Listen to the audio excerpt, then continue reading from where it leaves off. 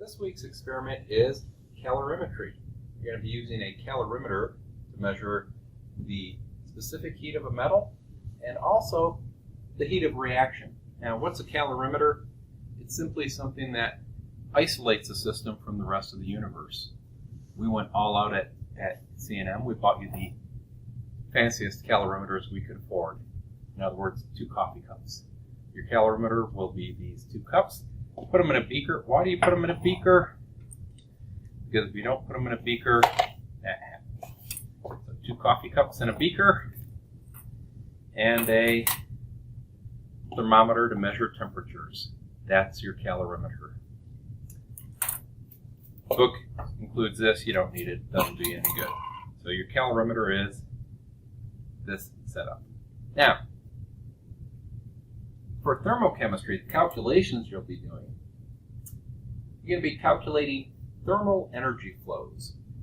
How much energy flowed from one thing into something else as heat, as thermal energy.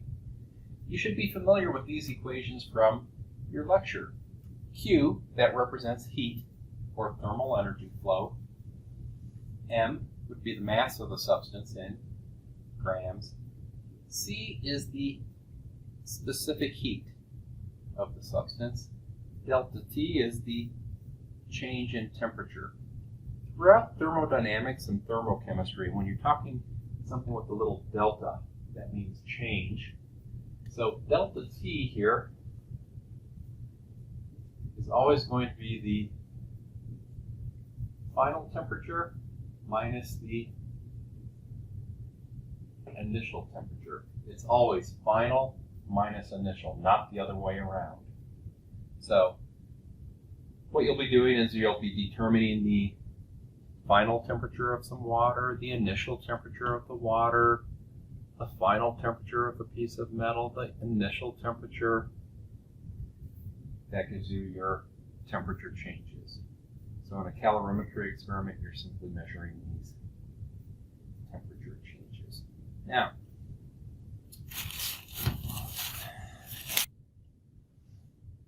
we have 2 equations here. This first equation, Q equals mc delta T. That's for calculating the thermal energy flow through any particular substance. This one here, Q equals big capital C. That capital C stands for the heat capacity of an object. Notice it says C of the calorimeter. That's the heat capacity of your calorimeter today. So throughout the experiment, you're going to use a value here for C of 21 joules per degree Celsius. So this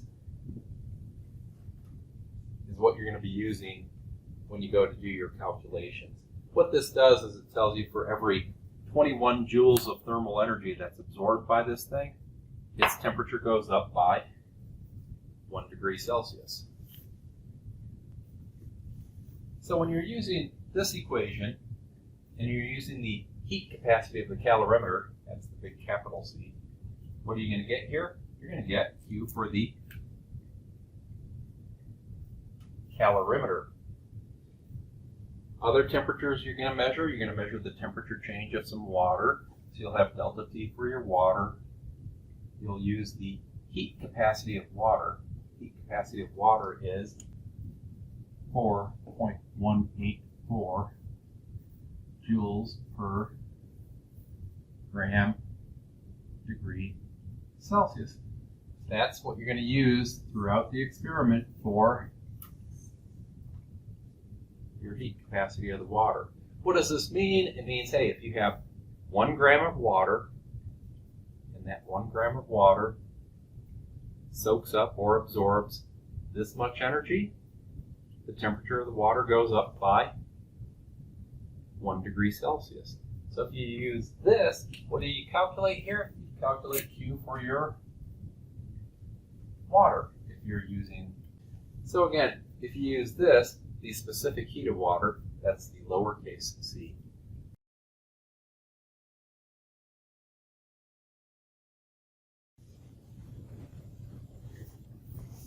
Okay, The first part of the experiment, you're going to be determining the specific heat of an unknown metal.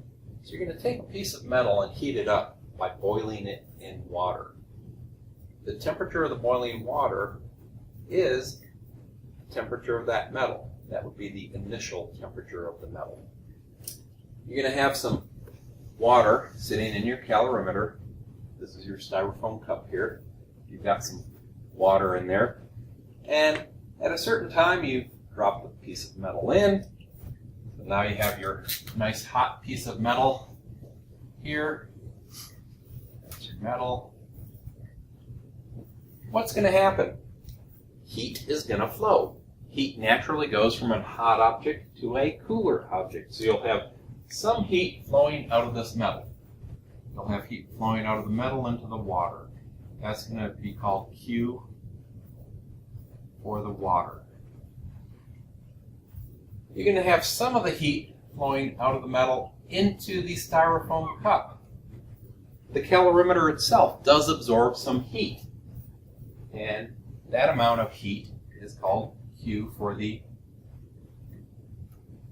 calorimeter. So you'll be able to calculate Q for the water, Q for the calorimeter. When all is said and done, at the end,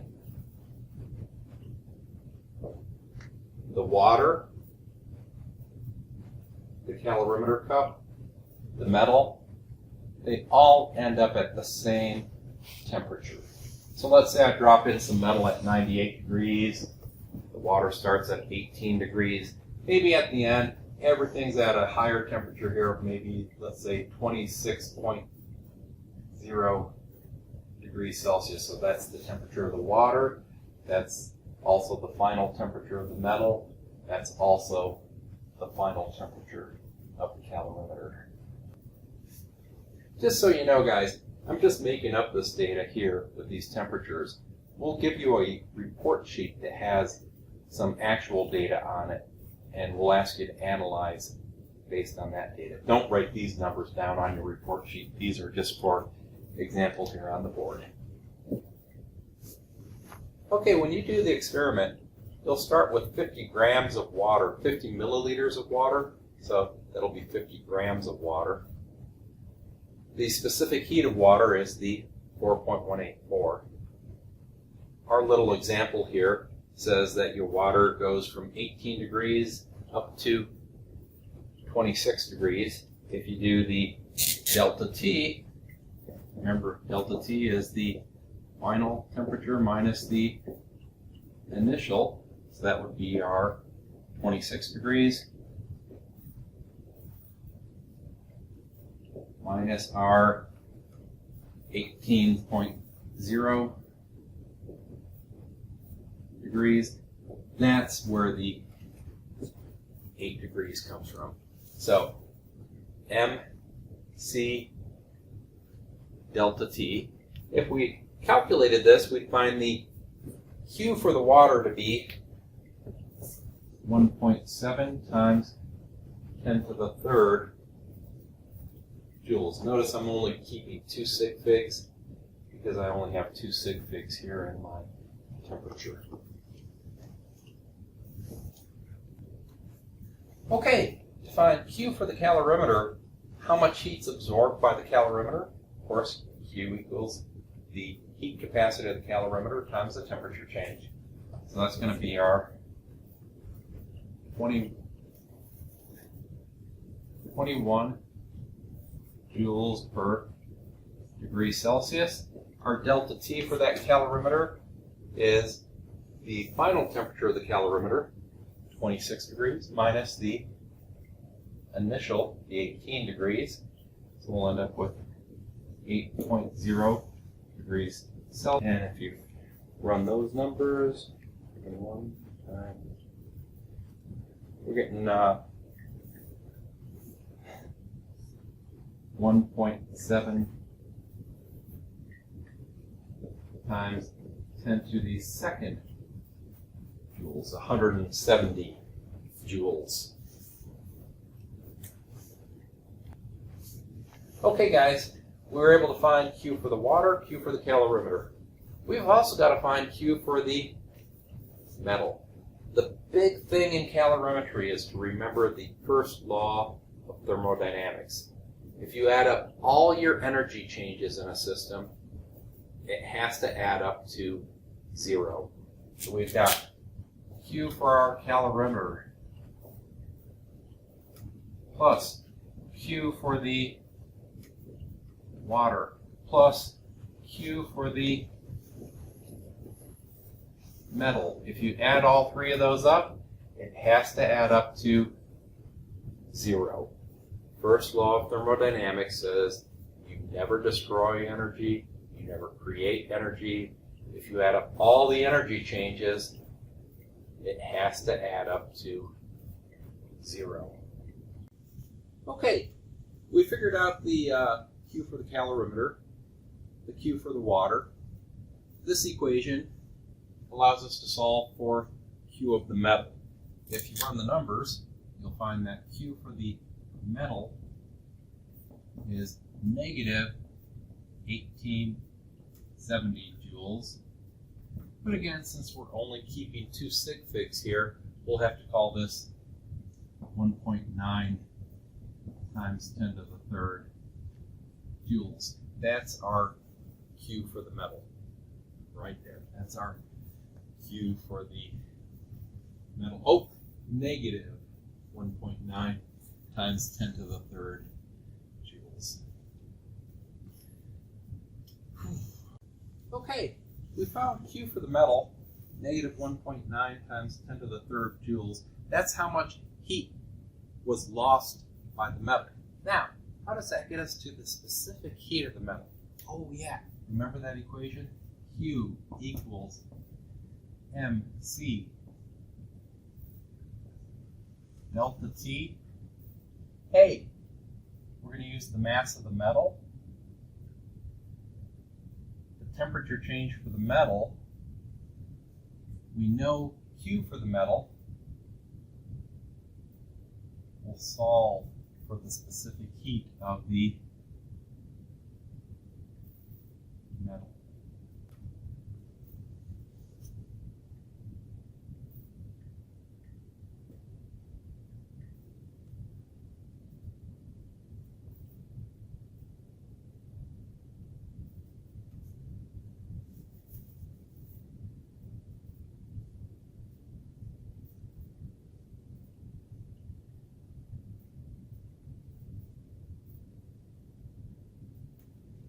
You don't need me to say anything, right?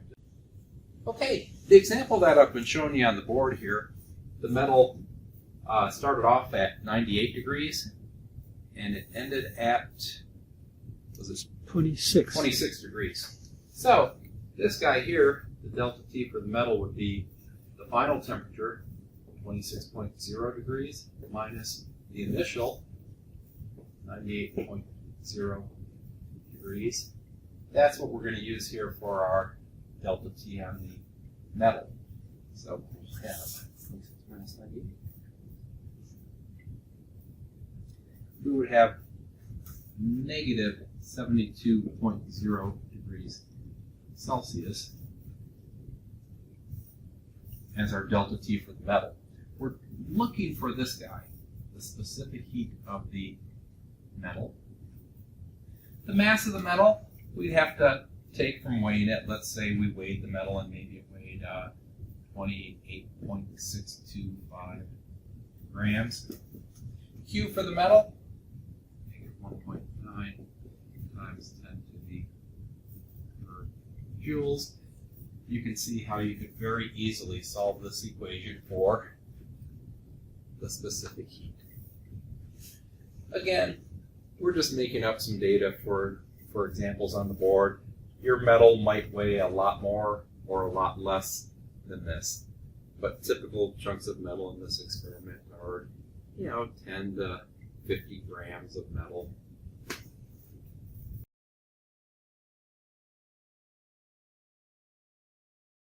Okay, part B of this experiment, measuring the heat of reaction for this acid-base neutralization reaction.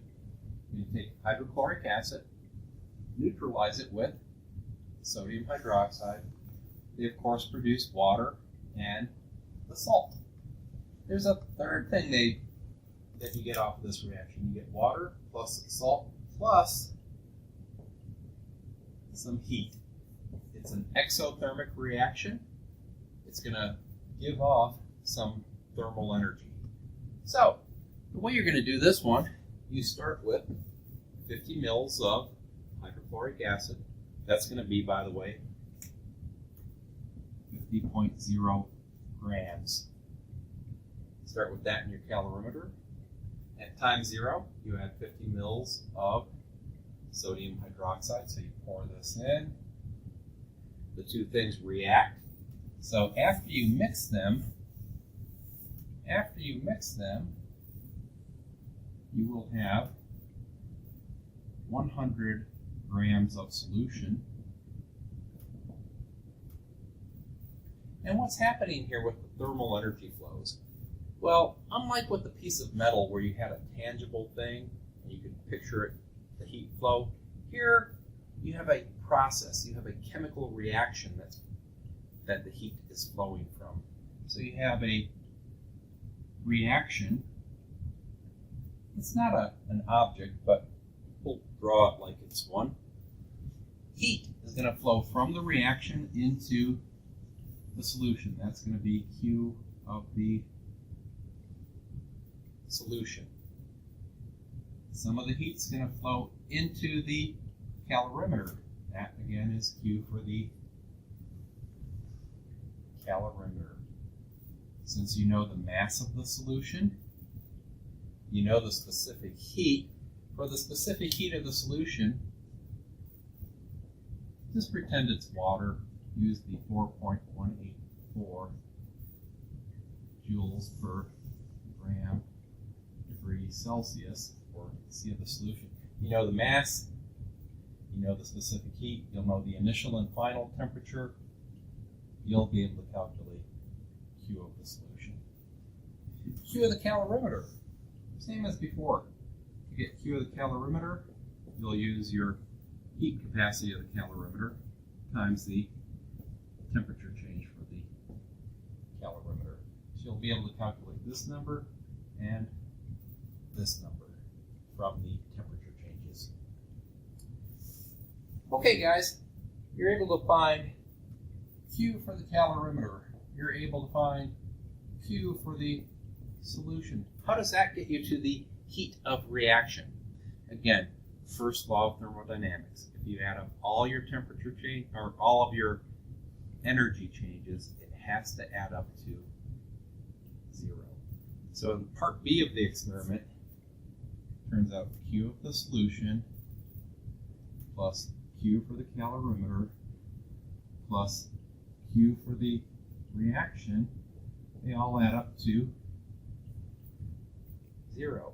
Again, you can find Q of the solution. Q equals MC delta T is the specific heat of the solution. You can find Q of the calorimeter. Q of the calorimeter equals C for the calorimeter times delta T. You got a number here, you got a number here, you've got a number here. Solve it for that number there.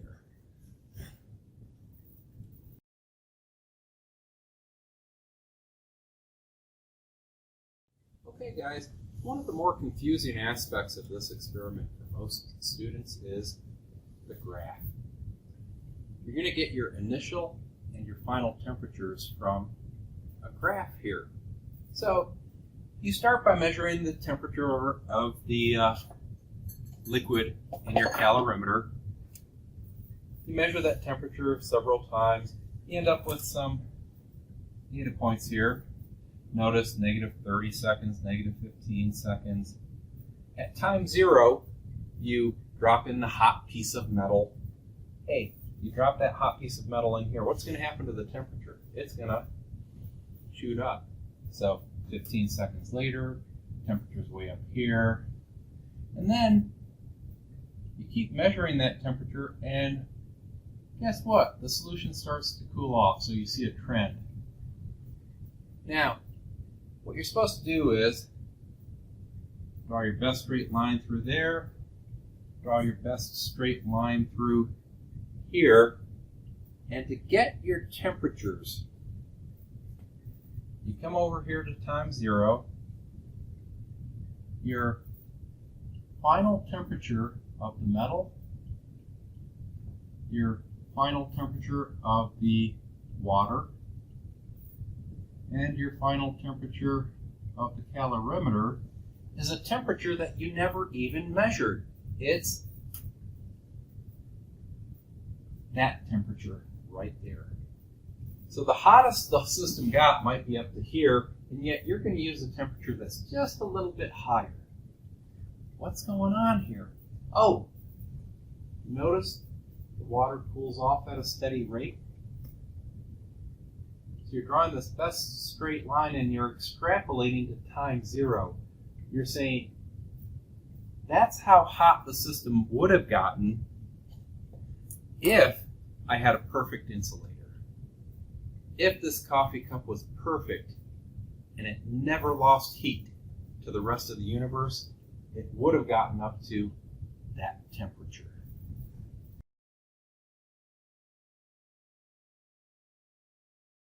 Okay guys, doing part A of the experiment, you start with your 50 milliliters of water and your calorimeter. You take the temperature every 15 seconds for a few minutes. So here's the temperature of the water in our experiment before we add the metal.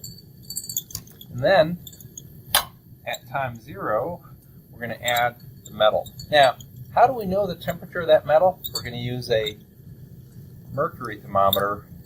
The temperature of that boiling water is the initial temperature of the metal. At time 0, we take the piece of hot metal, drop it in, and we begin to stir. And we take the temperature readings every 15 seconds. And hopefully the temperature of this water is going up because I just dropped a hot piece of metal in there. And that's pretty much the procedure, guys.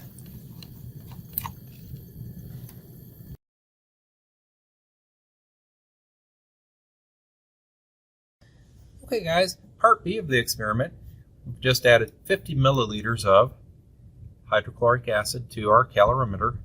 We'll take the temperature every 15 seconds for several minutes. There's the temperature of the hydrochloric acid. And then at some point, we'll bring in our sodium hydroxide. So at time 0, we'll add the sodium hydroxide, and look what happens to the temperature. As they mix and they react, again, it's an exothermic reaction, so the hydrochloric acid plus the sodium hydroxide produce water, sodium chloride, and heat. It's releasing some thermal energy, and the temperature should be going up.